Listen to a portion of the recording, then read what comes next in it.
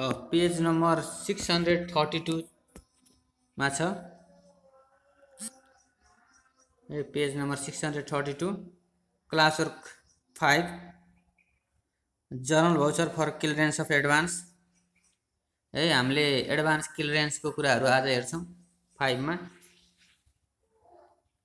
हिजोको क्लासमा हामीले journal voucher for advance given हेरेका थियौँ भने आज चाहिँ क्लियरेन्सको केसहरू हेर्छौँ है। क्लियरेन्स भनेको हामीले एडभान्स भनेको पहिले पैसा दिएको पेस्की हैन, उसले केही काम गर्नभन्दा पहिले दिएको पैसा हो। अब उसले जे कामको लागि भनेर पैसा दिएको थियौँ, अब उसले त्यो कामको आएर हिसाब किताब बुझाउनु पर्ने हुन्छ अफिसमा है। यति खर्च भयो, यति पैसा बच्यो है, अथवा दिएको मध्ये यति पैसा पुगेन भनेर हिसाब किताब बुझाउनु पर्ने हुन्छ हैन। त्यो हिसाब किताब बुझाउँदाखेरि पनि एउटा जर्नल भाउचर बनाउनु पर्छ है। एडभान्स दिएको व्यक्तिले आएर अनि दिएको भन्दा बढी खर्च गर्यो अथवा कम खर्च गर्छ भने त्यस्तो बेलामा पनि एउटा भाउचर बनाइन्छ है। अथवा कहिलेकाहीँ पुरै फिर्ता गर्ने अवस्था पनि भयो हैन। अनि हो त्यो एडभान्स क्लियरेन्सको अनि कुरा यस क्लास 5 मा गरेको छ। The following transaction are provided to you for clearance of advance भनेको छ। एमा store keeper Mrs Subina presented the bill of RS 20,000 against the food material advance है। फुड मटेरियल एडभान्सको एजनेस्टमा के गर्यो त भन्दाखेरि 20,000 को बिल पेश गर्यो भनेको छ। अब यसमा एडभान्स कति दिएको भन्ने कुराहरू गरेको छैन है। यसमा एडभान्स यति दिएको भन्ने कुरा नगरिसकेपछि हामीले एडभान्स जति दिएको त्यति नै खर्च गर्यो भन्ने कुरा बुझ्नु पर्यो। यहाँ क्वेसन गरे छैन। अब माथिल्लो क्वेसनमा त छ क्लास 3 का कुरामा जोडेर दिए जस्तो छ हेर्दाखेरि, तर हामीले त्यहाँ हेर्दैनौँ हैन। हामीले क्लास 5 मै दिएको भए हामीले हेर्थ्यौँ। अब हामीले यसमा के बुझ्ने त भन्दाखेरि 20,000 एडभान्स पहिले दिइसकेको थियो, त्यो 20,000 नै खर्च गरिदियो है। अब के लेख्ने, फुड मटेरियलको लागि खर्च गरेको छ।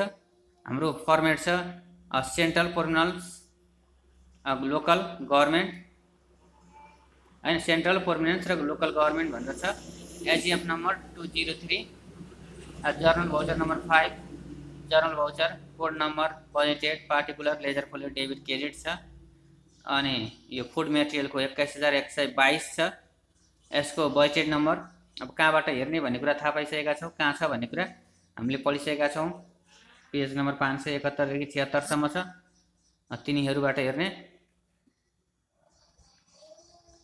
अब डेबिट बी फुड मटेरियल है, खर्च गरिसकेपछि पहिला एडभान्स दिएको थियो, अब खर्च गर्यो त्यसले है। खर्च गरेको ल्याएर बिल भरपाई पेश गर्दाखेरि है, यो यति खर्च भयो, यति पैसा बच्यो अथवा यति पुगेन, नयाँ थप पैसा निकासा गर्नु पर्यो भनेर बिल भरपाई पेश गर्दाखेरिको जुन भाउचर छ त्यसलाई जर्नल भाउचर भनेर भनिन्छ है।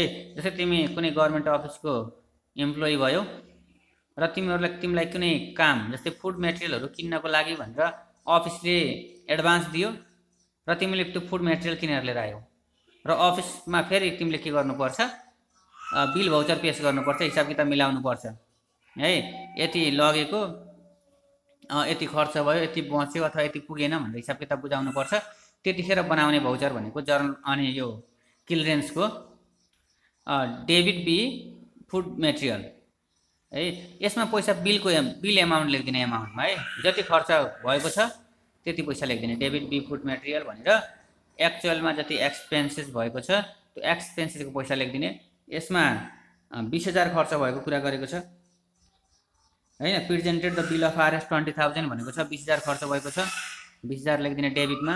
क्रेडिट अब के गर्ने, अब त्यो एडभान्स लाने व्यक्तिको पोस्ट लेख्ने, स्टोर किपर रन्जु हैन।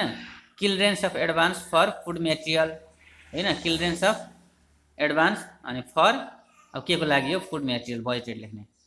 क्रेडिट त्यसको पोस्ट लेख्ने, नेम लेख्ने अनि क्लियरेन्स अफ एडभान्स फर अब जे को लागि हो त्यो फुड मटेरियल छ, फुड मटेरियल। र यसमा लेख्ने पैसा भनेको एडभान्स दिएको पैसा लेख्ने हो है। सुरुमा एडभान्स दिँदाखेरि जति पैसा एडभान्स दिएको हो त्यो दिएको पैसा लेख्नुपर्छ है जहिले पनि। अनि डेबिट बी भनेर जुन बजेटेड लेख्छ नि फुड मेटेरियल, त्यसमा जसले जहिले पनि खर्च भएको पैसा लेख्ने हो।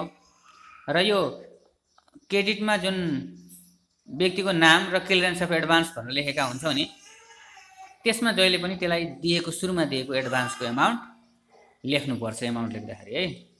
अब यो क्वेसनमा के छ त भन्दाखेरि एडभान्स दिएको पैसा र खर्च भएको पैसा सेम छ 20-20 हजार है, कहिलेकाहीँ इक्वल हुँदैन है।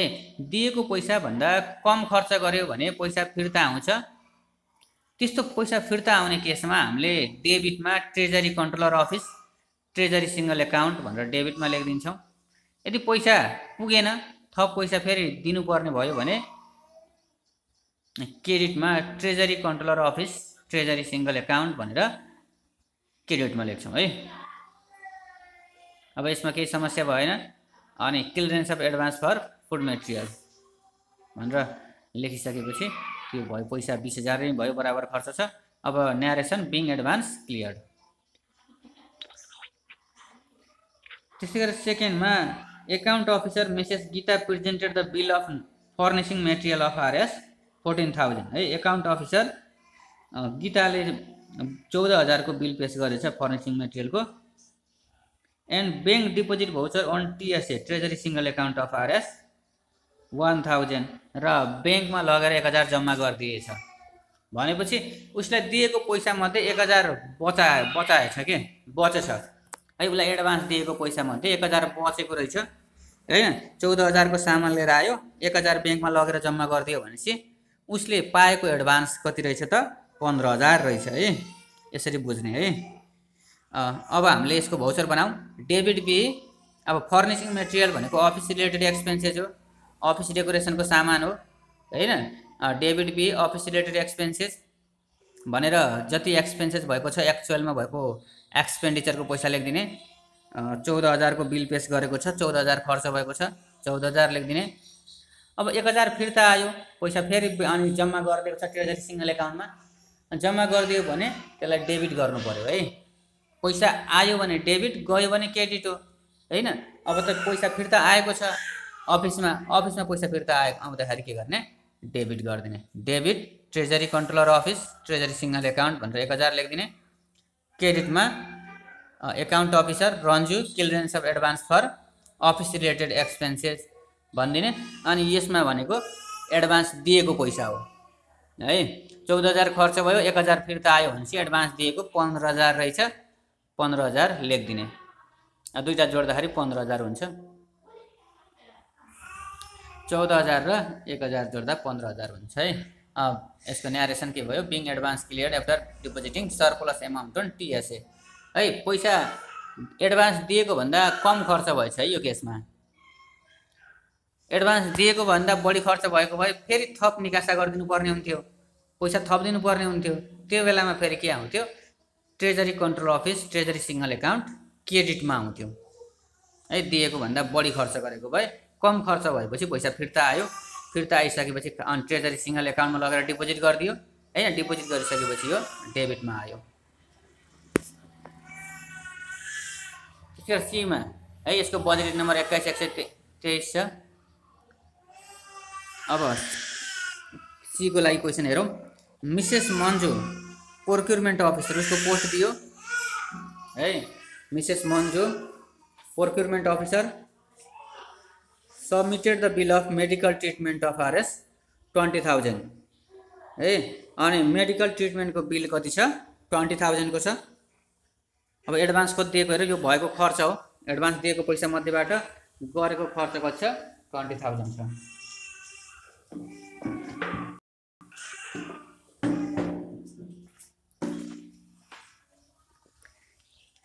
एडभान्स दिएको मध्येबाट 20,000 खर्च गर्यो भन्यो।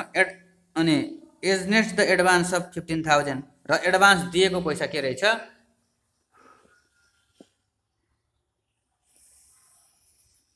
एडभान्स दिएको पैसा 15,000 रहेछ है। 15,000 दिएको 20,000 खर्च गर्यो भनेपछि 5,000 पुगेन।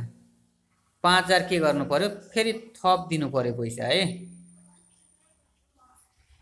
अनि and issued a payment order to DTCO र डिटिसिओलाई के गर्यो पेमेन्ट अर्डर पैसा नपुगेपछि पेमेन्ट अर्डर गर्नु पर्यो हैन डिस्ट्रिक्ट ट्रेजरी कन्ट्रोल अफिसलाई for the excess amount of expenses जुन बढी भएको खर्चको लागि के गर्यो त डिस्ट्रिक्ट ट्रेजरी कन्ट्रोल अफिसलाई पेमेन्ट अर्डर पठायो पेमेन्ट गरिदिनु भनेर है। अब यसको भाउचर के हुन्छ debit B medical treatment expenses हैन 21123 मा छ यो बजेट नम्बर। अब पैसा कति लेख्ने एक्चुअलमा जति एक्सपेन्सेस भयो त्यही हैन 20000 को बिल भनेको छ against the bill of medical treatment of 20000 यहाँ बिलको एमाउन्ट लेख्ने जहिले पनि खर्च भएको पैसा 20000 अनि credit procurement officer Manju clearance of advance for medical treatment भनेर लेखिदिने। अनि यसमा लेख्ने पैसा भनेको सुरुमा लगेको एडभान्स लगेको पैसा है एडभान्स लगेको पैसा 15000 हो किनकि एजनेस्ट द एडभान्स अफ 15000 भनेर क्वेसनले भनेको छ सी मा क्लास 5 को सी हैन पेज नम्बर 632 मा छ हेरिरहेको छ होला पक्कै 15000 भयो। अनि and issued a payment order to DTCO the excess amount भनेको छ क्वेसनले है। अनि बढी जुन पैसा खर्च गरेको लागि दिने अनि पेमेन्टको लागि डिस्ट्रिक्ट ट्रेजरी कन्ट्रोल अफिसमा पेमेन्ट अर्डर पठाएको छ है। त्यस्तो बेलामा पेमेन्ट अर्डर पठाउँदाखेरि treasury control office treasury single एकाउन्टलाई क्रेडिट गरिदिन्छ र पैसा आयो भने फेरि treasury controller office treasury single account डेबिटमा हुन्छ। यो भनेको हामीले पैसा पेमेन्ट गर्ने हो हैन डिस्ट्रिक्ट ट्रेजरी कन्ट्रोल अफिसलाई जुन हामीले पेमेन्ट अर्डर पठाउनु भनेकै पेमेन्ट गरिदिनु हो हैन त्यही भएर यहाँ पेमेन्ट अर्डर पठाएको 5000 लाई हामीले क्रेडिट गर्यौं है। एडभान्स दिएको 15000 हो एडभान्स दिएको भन्दा बढी खर्च भयो है बढी खर्च भयो भने treasury controller office treasury single account क्रेडिटमा आउँछ। कम खर्च भयो पैसा बच्यो फिर्ता आयो भने फेरि treasury controller office treasury single account डेबिटमा आउँछ। र अब debit B medical treatment expenses लेखेका छौं नि यसमा जहिले पनि बिलको पैसा लेख्दिने क्रेडिट प्रोक्युरमेन्ट अफिसर अनि Manju clearance of advance for medical treatment लेखेकोमा जहिले पनि एडभान्स दिएको पैसा लेख्ने हो हैन एडभान्स क्लियरेन्स गर्दाखेरि र दुवैतिर बराबर छ भने ठिकै छ एडभान्स दिएको पैसा र गरेको खर्च बराबर छ भने ठिक छ। बराबर छैन भने पैसा थप दिनु पर्यो भने treasury controller office treasury single account क्रेडिटमा लेख्दिने पैसा फिर्ता आयो भने फेरि treasury controller office treasury single account debit साइडमा लेख्नु पर्छ है। त्यस्तै गरेर डी मा हेरौं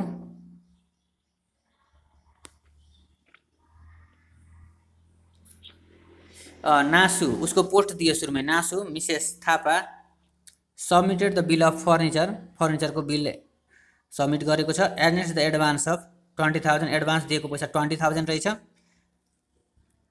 अनि issued payment order to DTCO of RS 2000 को पेमेन्ट अर्डर पठाएको छ for excess amount of expenses जुन एडभान्स दिएको भन्दा बढी पैसा खर्च गर्यो 2000 ले त्यसको लागि पेमेन्ट अर्डर पठाएको छ है। एडभान्स दिएको भन्दा बढी खर्च 2000 ले गर्यो भने यसले है किनकि 2000 पैसाको लागि पेमेन्ट अर्डर पठाउनु भनेको त दिएको पैसा भन्दा बढी खर्च गरेर हो नि त है।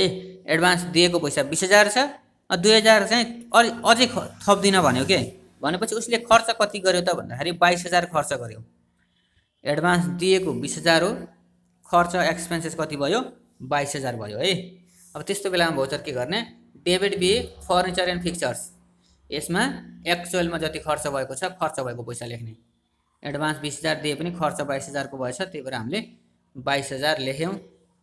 त्यस्तै गरेर क्रेडिट नासु Thapa clearance of advance for furniture and fixtures भनेर यसमा मान्छेको नाम दिएको ठाउँमा हामीले एडभान्स गिभनको पैसा लेख्ने हो हैन। एडभान्स गिभन कति हो त 20000 हो 20000 लेख्ने।